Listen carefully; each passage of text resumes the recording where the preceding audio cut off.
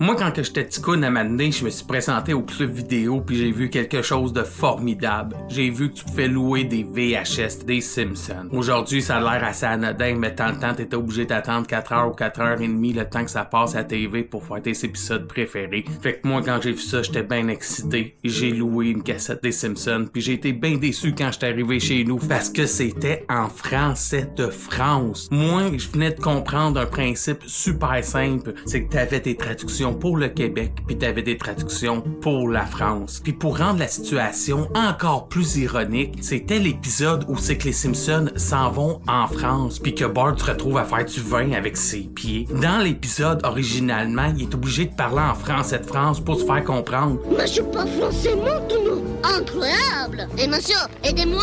C'est tout petit mots pour toi voyager en nuit. Mais là, ça marche pas, parce qu'il parle déjà en français de France. Fait que qu'est-ce que je me rappelle, c'est juste comme « Oh, il faudrait que je dise aux policiers, c'est quoi mon problème? » L'intrigue fait aucun sens. Puis ça, c'est une des affaires qui arrive souvent quand c'est traduit. Il y a des trucs qui se perdent. Au Québec, on a eu des gros coups forts en traduction. Je pense entre autres à comme Slapshot. Slapshot est reconnu à cause de sa traduction. Manuel!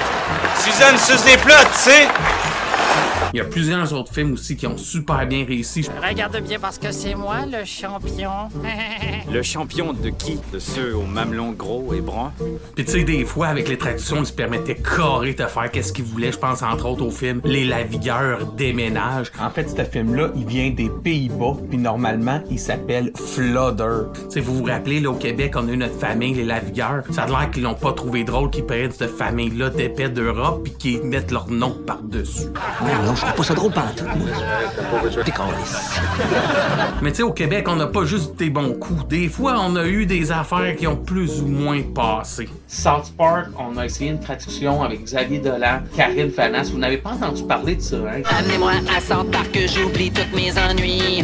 Stationnement pour nos clients, des voisins qui se résolent, ouais! Moi, j'ai regardé un épisode puis j'ai pas trop capoté, puis c'est peut-être pour cette raison-là qu'ils ont juste fait une saison puis qu'ils ont laissé ça entre les mains des Français de France qui faisaient déjà une maudite bonne job avec la traduction. Puis c'est cette traduction-là de France qu'on a toutes grandi avec. Pas comme les Simpsons, la version québécoise est vraiment bonne. South Park, c'est pas ça. Même affaire pour Dragon Ball. Pas mal de monde qui ont fait des vidéos là-dessus. Son Goku fait la babysitter. Qui l'aurait cru?